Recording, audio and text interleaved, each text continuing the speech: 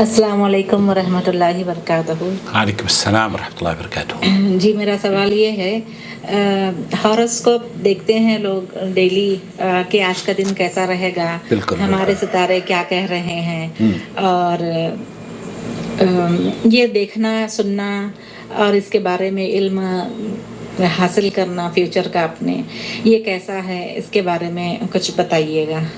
بالکل، نحمدہ ونصلی علی رسولہ الکریم، اما بعد۔ یہ ہیں پروین تبسم صاحبہ ہندوستان سے۔ اللہ تعالیٰ آپ کی اس سوال سے لوگوں کو شرک و بدعات سے دور رہنے اور قرآن و سنت پر عمل کرنے کی توفیق سے نواز دے، آمین یا رب العالمین۔ اس عمل کو جو آپ نے لفظ اس ہوروسکوپ کا استعمال کیا ہے، یہ ہے کیا چیز؟ پہلے تو میں آپ کی خدمت میں یہ بتانا چاہتا ہوں، اگر آپ گوگل بھی کریں گے نا تو گوگل میں بھی آپ کو یہ ملے گا کہ یہ فورکاسٹ، مستقبل کو جاننے کے لیے لوگوں نے جو علم بنائے ہوئے ہیں چاند اور ستاروں کے یا ارقام کے یا نمبروں کے یا کچھ خاص ان کی کیلکولیشن ہوتی ہے، تو اس کو یہ ہوروسکوپ کہتے ہیں۔ اور ہر ستارے کا ایک ڈیزائن بھی آپ نے دیکھا ہوگا، اور ڈیلی اخبارات میں ہندوستان اور پاکستان میں عام طور پر، بلکہ جمہوری اسلامی مملکت میں بھی پاکستان میں تو روزانہ چینلوں پر کئی ناموں سے یہ جانے جاتے ہیں۔ تو اس کا حکم جاننا چاہ رہی ہیں کہ اس کے لیے شریعت نے کیا پابندی عائد کی ہیں اور کیا یہ جائز ہے اس عمل کی؟ دراصل حرمت کے لیے متعدد روایات نبی کریم صلی اللہ علیہ وسلم سے ثابت ہیں، جن میں سے چند باتیں یا چند احادیثیں آپ کی خدمت میں پیش کروں گا۔ سیدہ صفیہ بنت ابو عبید رسول اللہ صلی اللہ علیہ وسلم کی ازواج مطہرات میں سے کسی سے بیان کرتی ہیں کہ رسول اکرم صلی اللہ علیہ وسلم نے ارشاد فرمایا، جو شخص کسی نجومی کے پاس آیا اور اس کی بات کی تصدیق کر دی تو اس کی 40 دن کی نمازیں قبول نہیں ہوں گی۔ یہ وہ شخص ہے جو کاہن کے پاس جاتا ہے، نجومی کے پاس جاتا ہے۔ اس حدیث کو امام مسلم نے اپنی صحیح میں نقل کیا ہے۔ اسی طرح قبیصہ بن مخارق رضی اللہ تعالیٰ عنہ سے مروی ہے کہ انہوں نے رسول اکرم صلی اللہ علیہ وسلم سے فرماتے ہوئے سنا، پرندوں کی آوازوں، ناموں اور انہیں اڑا کر بدفعلی لینا، بدشگونی لینا اور کنکریاں پھینک کر فال نکالنا غیر اللہ کی بندگی میں شامل ہے۔ اس حدیث کو ابو داؤد نے نقل کیا ہے اور یہ حسن درجے کی حدیث ہے۔ نیز امام ابو داؤد کہتے ہیں کہ پرندوں کی آوازوں، ناموں اور انہیں اڑا کر بدفعلی لینا، ریت میں ذائچے بنانا اور پرندوں کو اڑا کر قسمت کا حال جاننا، یعنی پرندہ اڑانے سے اگر دائیں جانب جائے گا تو نیک فال ہو جائے گا، نیک فال لینا، اور بائیں جانب جائے گا تو بدشگنی لینا۔ علامہ جوہری رحمۃ اللہ علیہ کہتے ہیں کہ لفظ جبت صنم، کاہن، جادوگر اور نجومی وغیرہ پر بھی بولا جاتا ہے۔ ابن عباس یہ کہتے ہیں کہ رسول اکرم صلی اللہ علیہ وسلم نے فرمایا، جو شخص تاروں سے کوئی علم حاصل کرے تو اس نے جادو کا ایک ایسا حصہ حاصل کیا، جس قدر تاروں سے علم حاصل کرے گا اتنا ہی جادو حاصل کرتا جائے گا۔ اس حدیث کو ابو داؤد نے نقل کیا ہے۔ معاویہ ابن حکم رضی اللہ تعالیٰ عنہ کہتے ہیں کہ میں نے رسول اکرم صلی اللہ علیہ وسلم کو یہ فرماتے ہوئے سنا، نبی کریم صلی اللہ علیہ وسلم سے میں نے یہ عرض کیا، میں دور جاہلیت سے ابھی حال ہی میں نکلا ہوں۔ اللہ تعالیٰ نے اسلام کا بول بالا فرما دیا ہے۔ ہمارے قبیلے کے کچھ کاہنوں کے پاس آیا کرتے تھے، تو ہم کیا کریں؟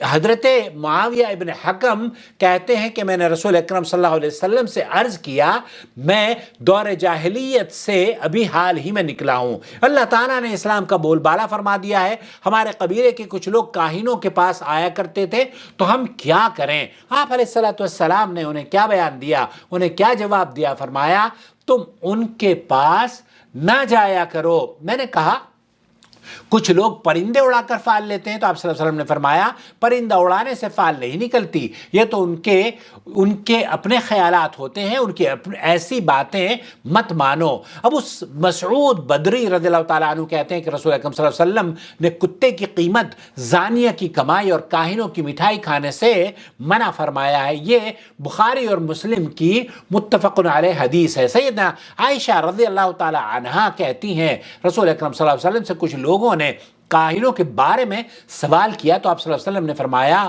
وہ کچھ بھی نہیں جانتے۔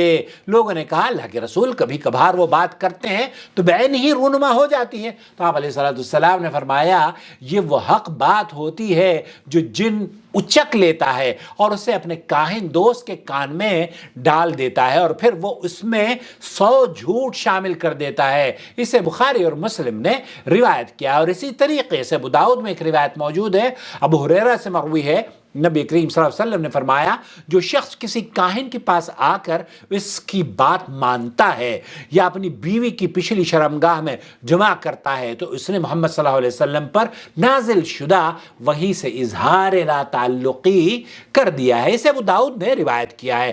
علماء کرام کہتے ہیں کہ احادیث میں مذکور تمام امور سے دور رہنا ضروری ہے، چنانچہ ان لوگوں کی طرف جانا، ان کی تصدیق کرنا اور ان کاموں کے لیے مال اور دولت خرچ کرنا حرام ہے۔ اگر کوئی شخص ان کاموں میں ملوث ہو چکا ہو تو وہ جلد از جلد توبہ کر لے۔ تو خلاصہ کلام یہ ہوا پروین صاحبہ کہ ہورواسکوپ سے اپنی مستقبل کی باتیں لوگوں سے جاننا، ہورواسکوپ کے ذریعے آنے والے کل کا کہ یہ میرا کام کیسا رہے گا، میں پاس ہوں گا یا نہیں ہوں گا، یہ نوکری ملے گی یا نہیں ملے گی، اس ڈائریکشن پہ جانا میرے لیے، یہ سفر پہ جانا میرے لیے کیسا رہے گا، یہ اگر زمین خرید لوں گا تو علم نجوم کے حوالے سے لوگ اپنے ارقام وہ نمبر ڈال کے لوگوں کو بتا دیتے ہیں۔ بھیا اگر ان کو کچھ پتا ہوتا تو یہ بیچارے روڈ پر بیٹھ کے بھیک مانگ رہے ہوتے،